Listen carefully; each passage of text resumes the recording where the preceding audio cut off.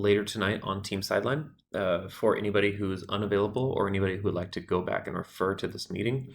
This is my third managers meeting this week out of four. So it's been a very busy week, but hopefully I will be able to go through this. Most managers' meetings are pretty standard, so if I do go through things quickly, please ask me to slow down. I'm totally okay with that.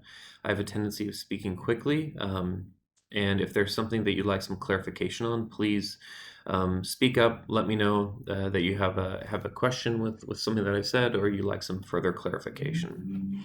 At the moment, everyone, if you would please mute yourselves. If at any point you have a question, please, if you'll notice, if you're using the WebEx app, there is a chat option to the bottom right hand of the screen that allows you to ask questions. I'm going to post in there right now. So at any point you have a question about something that I've said, or a question pops into your head, please post it in here. This will help with the flow of the meeting because then I can address questions as they come up. Maybe you'll ask a question that I'm going to be getting to at some point in the future, or at least it won't stop the train of thought and communication that we're working on. In which case, we can always refer back to it later.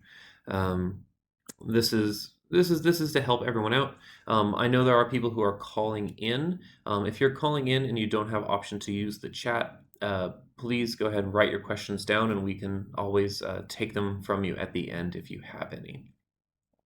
Right now, in this meeting, we do have our head referee, Glenn. Glenn's at most of the games. He's in charge of scheduling the referees. He's been doing this for years. He's been working high school. Glenn, do you work college at all? Do you work college yet? No, never did. I Okay. started late as a ref, so Okay. never Um, hard. but yeah, so he's worked with us for years. He's worked high school for years, so he knows what he's doing. He's got a lot of perspective on how the leagues run.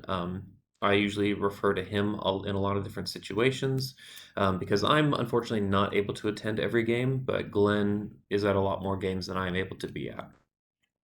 For those who don't know, my name is Tyler Nelson. I'm the one who's been emailing you constantly about this meeting and about other things that have to do with the league. I will be sending out many more emails. You will definitely hate to see them when they come from me because they're probably long-winded, boring, and it takes me forever to get to the point, hence how I talk right now. So if at any point you do, you're gonna get a lot of emails from me. You're probably gonna get frustrated. I do try to keep my emails as concise as possible. And if there are ever situations that come up, I do try and be as generous and as lenient with people as possible. But so once again, you all have my email. You all know how to contact me. If you have any questions, please feel free to reach out to me. At the moment right now, I'm going to share my screen so everybody can see what I can see. Okay. And I'm also going to open up the chat option as well. So for the returning teams, you know this website well. For all the new teams, this is our bread and butter. This website is called Team Sideline. I'm going to post the link right here in the chat, www.teamsideline.com/Ventura. I'll also send out an email with this link some point tomorrow or the next day. This is the website that has all the information that you need on it to be a team captain for our leagues. It's going to be changed here within the next week or so, but right now we're going to go through this, and this meeting is going to have kind of three parts to it. The first part is I'm going to go over how the team sideline format works and how you access your schedules and any changes that happen with them. Next is we're going to go through the manager's guide. We're going to talk about things that we need to address that we noticed from last season, how we plan on handling them in the upcoming season, and what to expect from your team participating in our leagues. And then at the end of the meeting, we'll throw it up to a Q&A, which is your chance to ask questions to myself or Glenn, bring up any issues that you've noticed, and a chance for us to talk through how we plan on addressing them, or even if we haven't thought of something before, give us your insight into what ways you think we can improve. Our goal is always to improve our leagues. We want to have the best leagues around. That's why we do what we do. We want people to have fun. We want people to go out there and enjoy themselves and just have a good time playing basketball. And if you have an idea of how we can do that better, we want to hear it. So, Team Sideline. This is my favorite website. Very easy to get to, www.teamsideline.com/Ventura. I'll take you to this page here. As you look at the page, at the top has a lot of different options for you. Feel free to check those out on your own. Right now, what we're going to do is we're going to go down here to the bottom left here. You see this link called Schedules, Fall 22. Right now, I actually have the basketball schedules for the upcoming season posted. Kind of take these with a grain of salt at the moment because registration is closed, but we still have openings. So if you do know of people who aren't in the league, feel free to reach out to them. If they have a team that they're ready to put together, tell them they can reach out to me and they can still enter into the league. I only have the Tuesday and Thursday league schedules posted right now, and I'll explain that in a bit. But first, I'm going to explain how these schedules work. So what you'll do is I'm going to look at Thursday because Thursday has more teams. So to get to your team schedule, go ahead and click on the little arrow there. If your team find the day your team is signed up for. If it's Thursday, click here. So for all the new teams, Team Sideline basically it has your team name, your schedule, your record. We do points for, points against, and your standings and rankings of how your team is faring. Thursday night has 9 teams signed up. Thank you everyone who signed up early. So the top 8 teams will make playoffs at the end of the season. As you scroll down, you can begin to see your team's schedule. All games are played at West Park Gymnasium. If you're playing on weeknights, it'll be from 6:15 to 9:15. If you're playing on Sundays, it'll be sometime in the afternoon. All games will be after 2 p.m. And before 7 p.m. So you see here, you see your schedule as it goes throughout the season. Feel free to check it out. Keep in mind that schedules may change throughout the course of the season. These aren't set in stone. Don't schedule your entire fall schedule around them just yet, because there may be changes to it. However, if there ever are changes to the schedule, I will be sure to take note of that. When their schedule is made, there's a little message bar that pops up here. So anytime you access this link, you'll see that a change has been made to the schedule. I'll also do my best to email the captains who are affected by the schedule change. It's very rare for games to be affected at West Park because it is an indoor facility. Most of our games are affected due to weather concerns. But every now and then an issue comes up, maybe with officiating, officials not being available, or staff not being available, that we may have to postpone or cancel games. Sorry, not cancel, postpone games. We don't cancel games. In which case, a note will be left here at the week schedule, a note will be put in at the top, and the captain will be messaged with an email personally. So this is how the schedule works. Right now, I don't have the playoff schedule posted. I will be posting that later. Looks like based on the schedule, looks like the playoffs will start on the 17th, which means that the finals will be the week after Thanksgiving. So it should be scheduled for the first week of December, all things considered.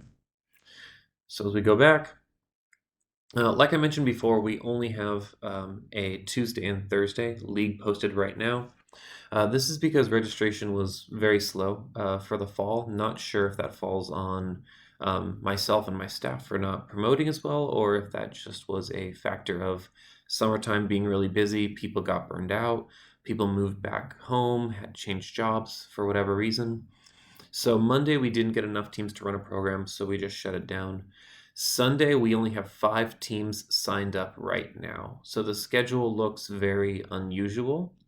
And we need to have 6 teams to run a program.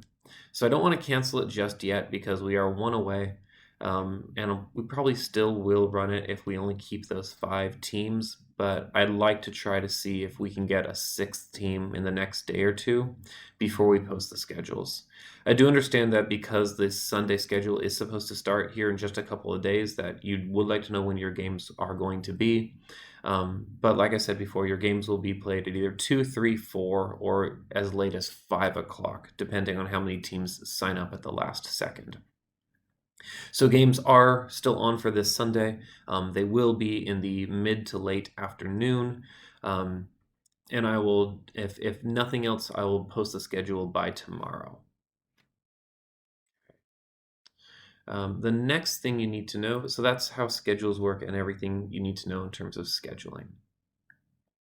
Right now, the next thing you're going to need as a team captain is everything's going to be right here with the information about registration. This is our registration link, but since you're all signed up, thank you. You don't need this anymore. Most teams have already sent me a roster, but for those who haven't, you can click on that link right there and we'll open up a PDF. You can enter your team name, your contact information, your email address, and then the names of all players on your team. If you would like to, you can fill this form out digitally, like this. You can then save it to your computer, and then you can, as a PDF file, email it back to me. Or you can fill it out, print it on your own, and bring it to the first week of games. Or you can print one out and fill it out with handwriting. That's totally okay as well, but please write your players' names legibly. We do need to know your players' names because we do track attendance. I'll be getting more into that later, but we would like to know who your players are. We want to be able to know what their names are. I do have a quick note. We were planning on scheduling women's basketball for Sundays as well. I don't think anyone in this meeting is a part of that program. However, due to low enrollment, we're probably going to have to cancel that program. I haven't sent out the notification yet, but we only have 3 people signed up, and that's not enough to run that program. It was a good program to run for the summer. We're very happy that we were able to do it on Wednesday nights. I think the switch happened, and a lot of people just lost interest over the season. So it is unfortunate. We are going to try to bring it back, though, in the spring. Hopefully, we can get a little bit more interest. You know, every season is different. Sometimes people lose it. Sometimes people lose interest in things. It happens. But if anybody has, other ideas for more programs or anything like that, please send it to us. We're always looking to expand our opportunities that we offer. Liam, I see you're asking about a winter season. Our fall season ends in late November or early December, and then our spring season starts up again in mid-February. So we don't actually run technically what is a winter season. We have in the past, but because of all of the holidays in the wintertime and people traveling, it always just ended up being more work than it was worth. So we haven't actually had a pure winter season in a very long time. Not saying we can't run one again, but we won't be running one this year. Okay. So after you send in a roster, everything's good to go. The next thing you're going to need is the manager's guide. And I don't think a lot of people have seen this manager's guide, which is why I'm glad that you're all here for us to go through it. I'm going to go through this as quickly as possible because you all know where it is. I'll also be sending this out as well. And this is basically the bread and butter of how our leagues work. This has all the information, all contact for everything you need to know as the manager for you always to refer back to. And I have a manager's handbook as well with my staff at all times who are running the booth. So if ever you have a question about something that you think might be in the manager's book, go ahead and ask them. They'll be able to get it for you. So we have at the top here, this is how our seasons and divisions are organized. D division is usually considered our lower skill level division. C division is a very high level. I know we haven't run one since we've restarted since COVID. We haven't quite had the numbers yet. We used to have a pretty high level Monday night C division program. And since then, most of those teams haven't come back, or they've had to split up and join other teams or play in other nights. So we're really just trying to focus on keeping the nights that we have going as much as possible. Okay.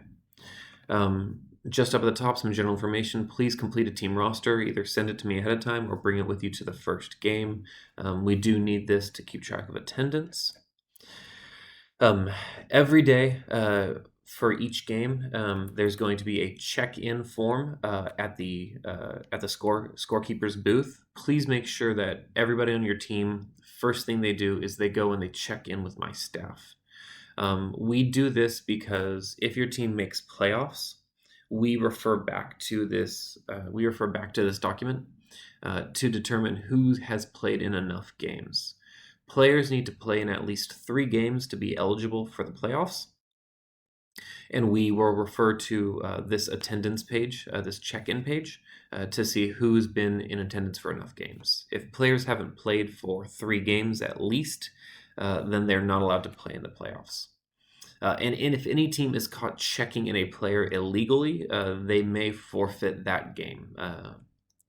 So make sure you aren't checking in players illegally just to try and buff up their attendance for playoffs. Teams rosters should be between 6 and 12 players. If you need to go over 12 or under 6 for whatever reason, please reach out to me, explain the situation. I'll let you know if it's okay or offer maybe alternatives for you, especially if you're going below 6 players.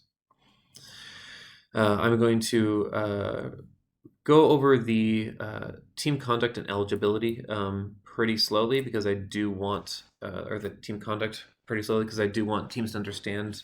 In the past, we've had some altercations between players, referees, and staff as well. And we really want to crack down on that.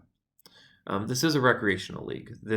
We're out there for fun. No one is being recruited for the pros. No one is going to sign a max extension contract after a game. Most people are out there to have fun, work, get off some steam from work, hang out with their friends and family. Um, any rude behavior or obscene behavior towards officials or staff or fans is completely uncalled for and maybe grounds for suspension. And I will be getting into explaining these details further, but I do just want to make that clear. In the past, I think we have kind of let players get away with a more in your face kind of attitude at times. But I have been talking with my officials, and I do want to crack down on that. Um, at no point should you ever be using profanities or slurs directed towards a city of Ventura representative or any other person in general. You can be upset; that's totally okay. But if you can't control your actions, your behavior, your speech while you are upset, maybe you do need to sit down and remove yourself from the situation before things escalate.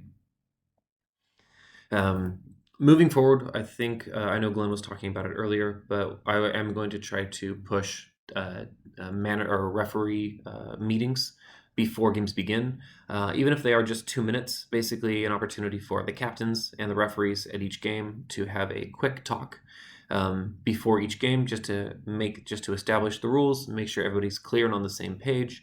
Also, make it clear that as the team manager, you are ultimately responsible for everything your team does. Um, you are responsible for controlling your players.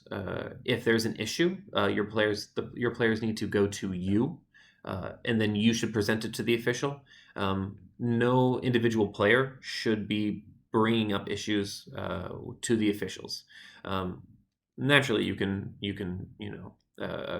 show some semblance of you know disagreement with a call. That's okay, but there is a certain degree at which it will no longer be tolerated, and that if there is a serious issue, it needs to be brought to a manager before it goes to an official. The referees have a lot to do. They're in charge of a lot. They cannot be addressing every single individual issue presented to them by every single individual person who is there to play. I'm going to highlight this part here because officials are there to officiate games, not to be abused by participants or spectators. Um, as a manager, you are not only responsible for your team and your players, you are also responsible for your fans. If your fans are causing issues for my staff or officials, fans may be asked to leave, and if they do not leave, then your team will receive the punishment. Ba, ba, ba. Team eligibility, kind of went through that. Hey, Tyler had a couple comments. Glenn, is it okay to bring this up? We're not quite through. But Is it no, okay? no, it was in regard to you were talking about the fans, and there was an incident.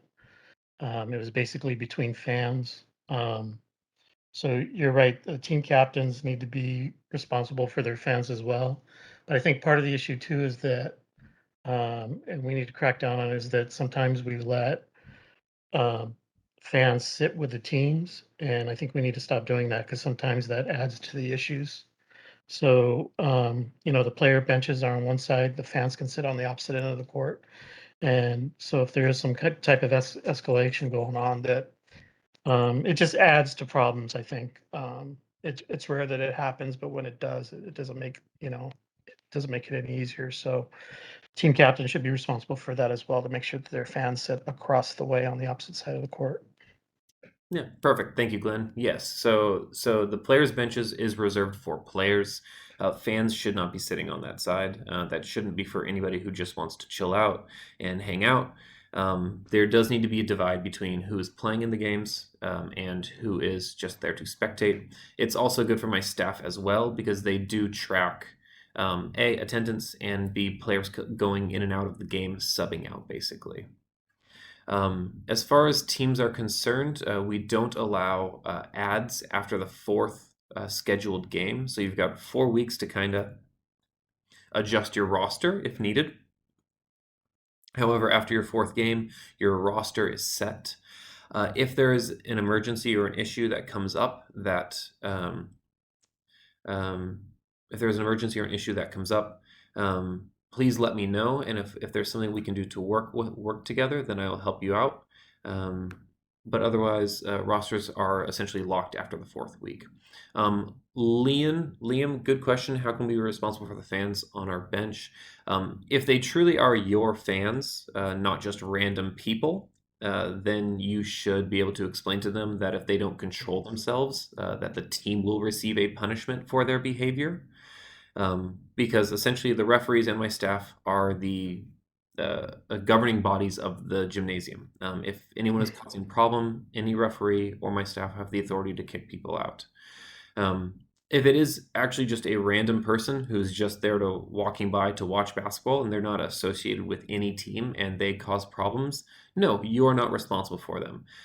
But if your teammates, buddy who's never played basketball or wants to hang out is there, and he is there for your team, cheering on your team and causing problems for the officials.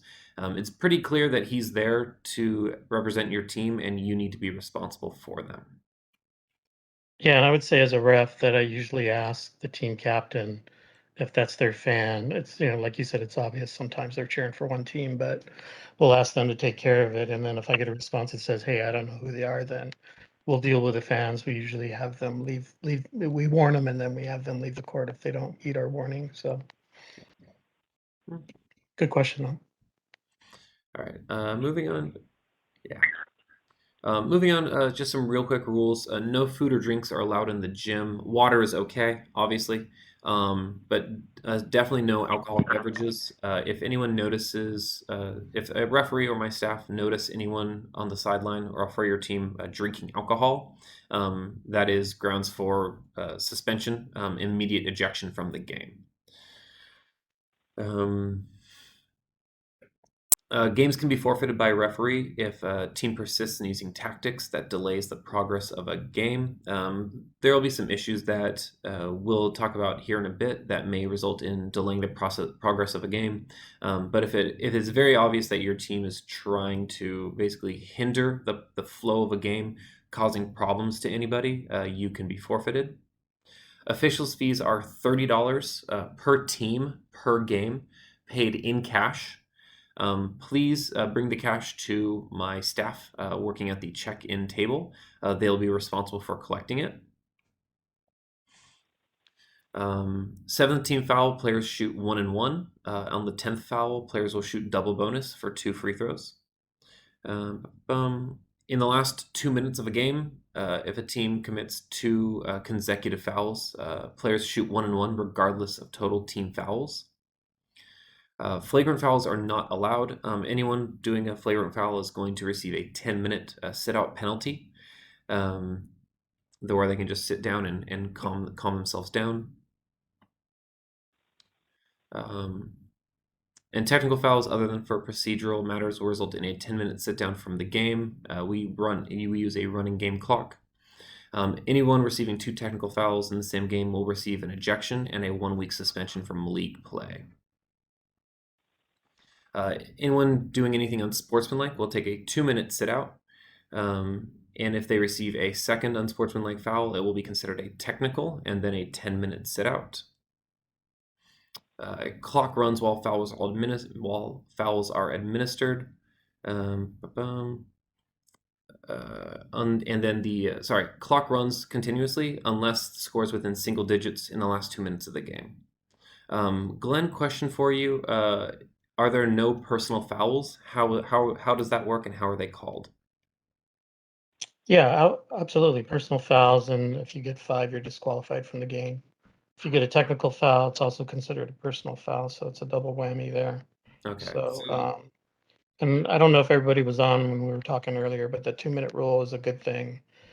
Like I said earlier, 9 times out of 10, it works really well. If someone gets, hot under the collar, we sit them down, let them cool off, and then we let them back in the game without penalty. But we do view it at that point, like use the term, hopefully it's not offensive, that we keep them on a short leash at that point. So if they continue to look like they're still angry and stuff like that, then we're just going to keep a close eye on them, and then a technical foul could follow. So, um, but like I said, 9 times out of 10, the 2-minute rule is a good thing. Awesome. Thank you, Glenn. So it sounds like there are personal fouls. We just call them essentially technical fouls. Is that correct? They're different things. So a personal Okay. foul would be like a foul on the court where someone's shooting and you hit his arm. That's a personal Mhm. foul, right? Thank you. Thank you. As Yes. opposed to a technical foul does, like I said, does also add a personal foul. So most people don't know that rule. So if you've got four personal fouls and you get a technical, then you're disqualified from the game. So Okay. Thank you for the clarification. I sure. appreciate that. Players can substitute, but they need to substitute on the official's signal. They also need to check in with staff ahead of time before they run in there. They can't just run straight off the bench. Um, and Glenn, quick question about jersey numbers. Are jersey numbers required? Uh, Typically, yes. We've been real lenient about that. Hmm. We've had some new teams that come in and, they've got 12 plus players. And, they don't have uniforms with numbers you know, they'll have basically four or five people that have numbers and, it's hard to track them. But those teams usually aren't as good and then personal fouls don't become an issue. But, um, you know, I don't know if we should, clamp down on that or not, but it seems like there's kind of a gray area. I tell people that just get a Sharpie, put a number on your jersey, and you'll be fine. But they don't even go out of the way to do that. So um, I So, guess that's a question for you whether or not we want to clamp down on that because it could become an issue. I don't mhm, think we've had any problems with it where people are saying that hey, this guy should have fouled out, what have you. But mhm, it does make tracking personal fouls a little bit more difficult. yeah.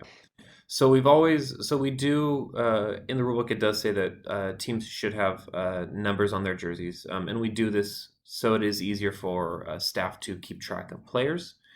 Um, I mean, you can't guarantee that every time everyone who shows up is going to be 100% prepared and bring their jersey with a number, and then you don't want them to not be able to play because they didn't bring the right jersey. Um, so I highly recommend numbers. They make everything easier. If there's ever a dispute about players and your players don't have numbers, it's going to be really hard for you to win that dispute. So I'd say make your own lives easier by having numbers, because otherwise you're going to rely on my staff remembering everything that happens for each person, and I wouldn't trust that because games are long, and there may be issues that if we don't have anything objective to refer back to, then my staff won't know. So I'd say do it for your own behalf, or at least find some way to distinguish players on your team. Like Glenn said, use a Sharpie. I've seen players go out there with taped on numbers, and they work. Those don't work. They stick on. They stick on throughout the game, and you can just rip Well, off the number later. if they sweat a lot and they use duct tape, they come off Oh eventually. no, these were like the super gorilla glue tapes that I Gotcha. saw. I would think the other thing too is be prepared, most teams have reversible jerseys, so there's a light side and a dark side. Mhm. So if you don't have those, it's really difficult for a ref when both teams are wearing black. So at least, be prepared for that. Bring a white t-shirt or whatever, even if it's not numbered, we'll get by with that. But as team captains, you guys should really be responsible and prepared for that part of the game. Yeah. Thank you, Glenn. Yeah. So, like Glenn said, bring a solid color and a white as well, just in case. Okay.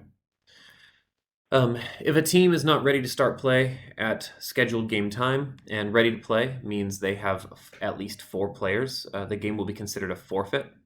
The full officials' fees for the entire game will be responsible for paying that, which is $60. That's $30 for your team and for your opponent.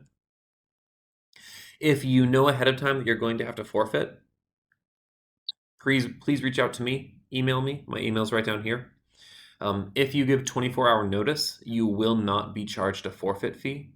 But fewer than 24 hours, you will be charged a forfeit fee. Um, this is so that the officials still get paid for their time, and your opponent's not going to pay for a game that essentially they don't get to play. Forfeits are only considered a win. We don't assign points in any way, shape, or form for the team that doesn't forfeit. You just get the win. The team that forfeits gets the loss. You also have to have a minimum of 4 players to start the game. Yeah. So you could have 4 players play the whole game with him. If somebody fouls out, you could still continue with the 3 players. But without 4 players, technically we shouldn't even start the game. It should be a forfeit. Now, what we've done last season, and we did it a few times, and it seemed like it worked well for the teams, is that we allowed the teams to pick up players from like the previous game.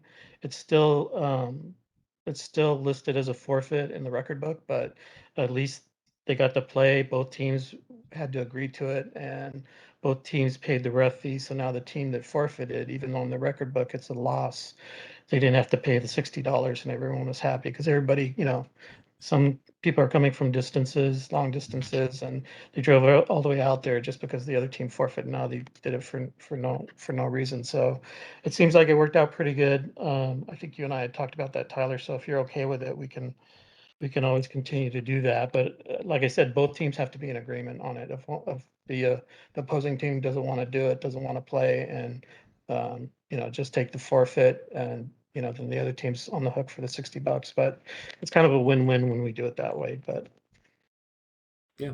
If it's worked in the past and if both teams agree to it, I'm totally okay with it. In most situations, if there's ever a dispute about how league process should be carried out, as long as both teams are in agreement with what's going to happen, I'm generally going to defer to the two teams as long as the umpires, the referees and my staff are aware of the situation at hand. Really quick, awards are only for the champions. I know in the past we've given out second place prizes, but we don't do that anymore. If you're not first, you're last. Um, and jewelry should not be worn while playing.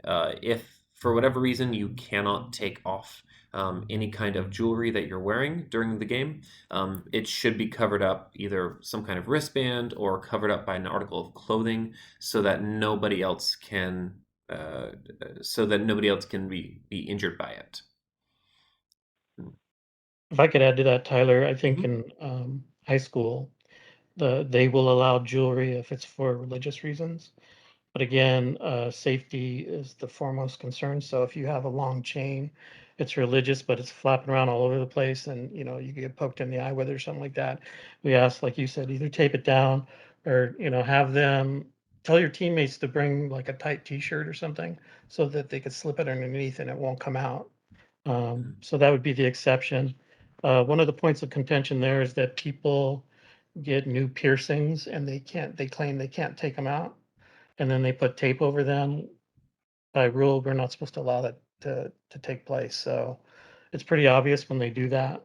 It's a liability issue for us. So and plus, obviously, it's a safety issue for the player. So you guys might want to pass that on to your players because that's one of the first things we look for is jewelry when before the game starts. Thank you, Glenn. Makeup games, like I mentioned before, we don't usually have to make up games uh, for um, for our basketball leagues. It's pretty rare because there usually aren't any weather issues. I do remember one time though there was a large blackout and we had to cancel games for a night. All those games that didn't get played were rescheduled to later in the season. This falls on us. You are guaranteed 8 regular season games. You get 8 regular season games. So if there is a delay on because of us or because of something out of your control, then you will have that last game rescheduled. Okay.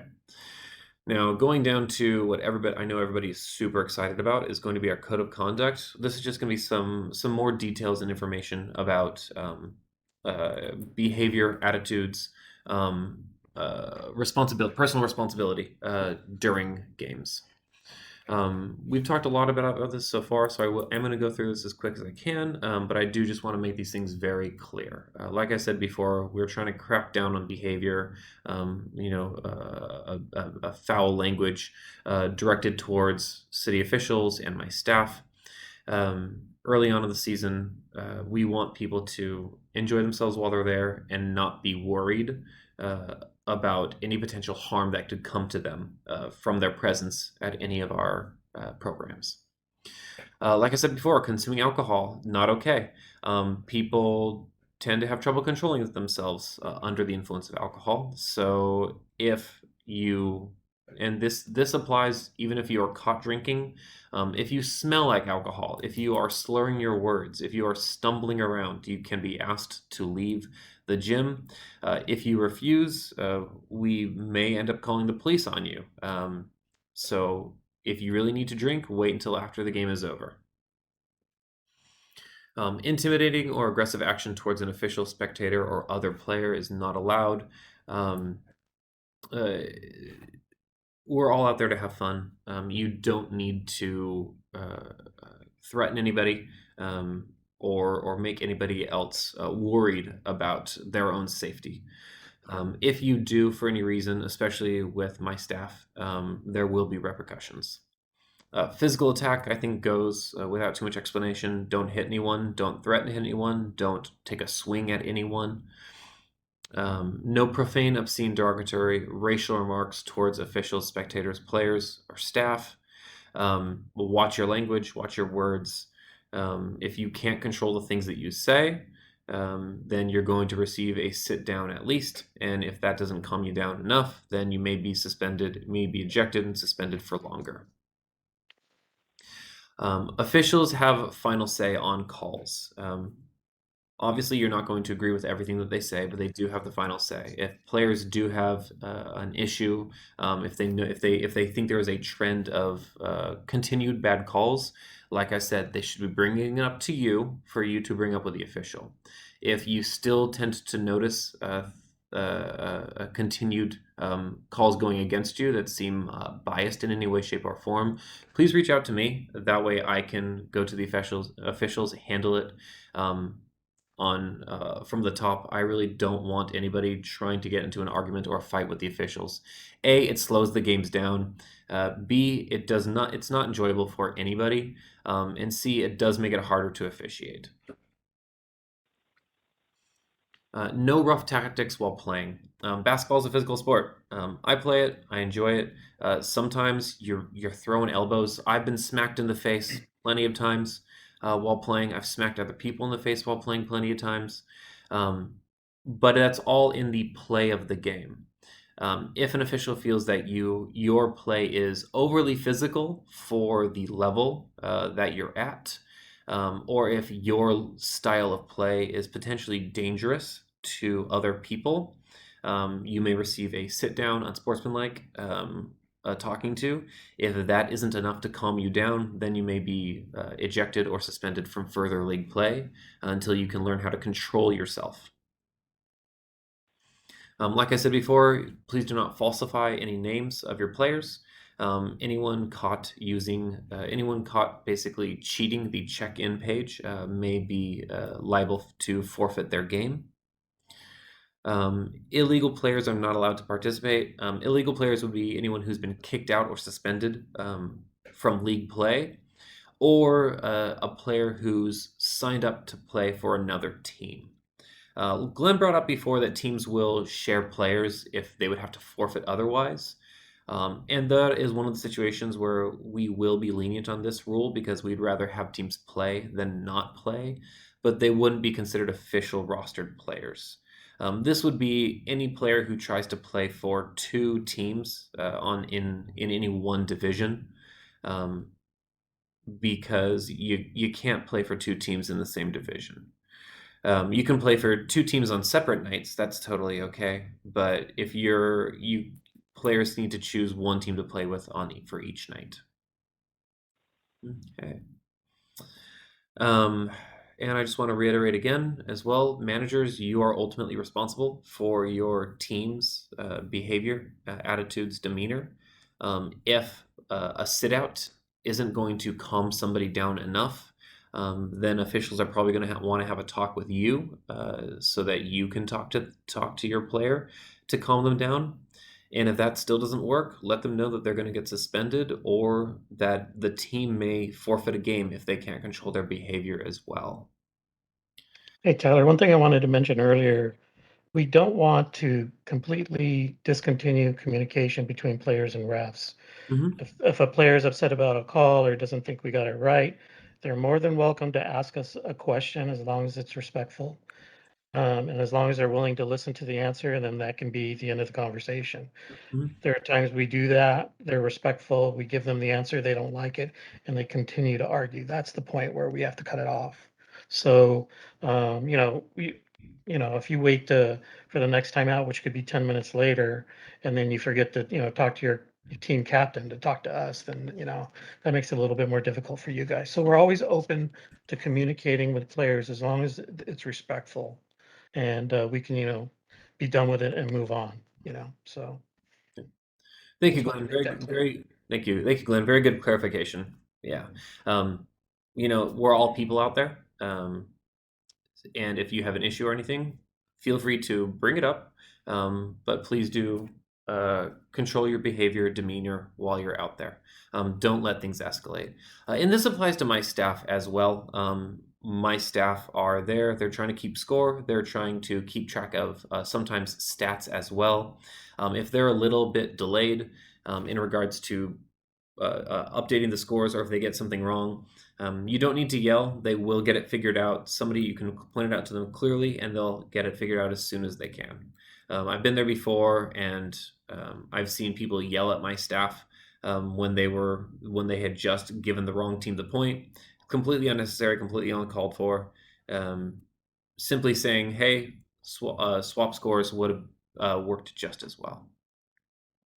Quick question from Max about the free agent team.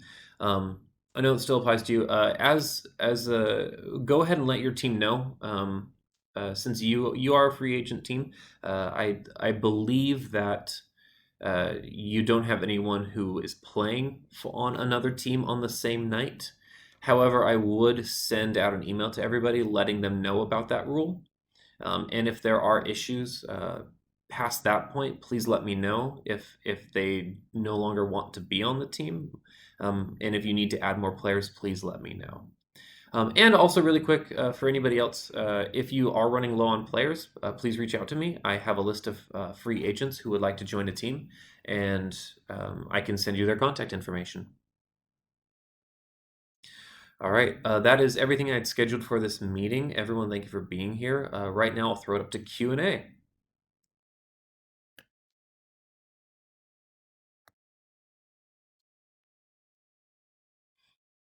Question from Max on a two team. Do you mean a Tuesday team?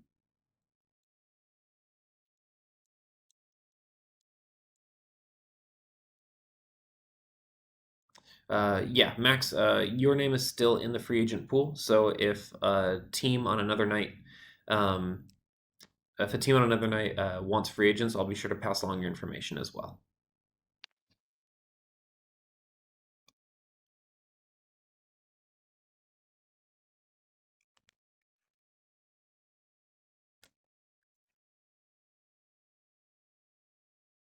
Okay.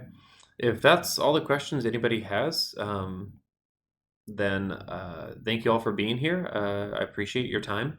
Um, I'll be sending out an email hopefully in the next day or two with some wrap up details and everything you need to know before the season begins. Otherwise, we'll be seeing the Sunday teams this Sunday and the Tuesday and Thursday teams next week. Thank you all for being here. Once again, very much appreciated. Have a great night and yeah, thank you again. Thanks, Tyler. Thank you, Glenn.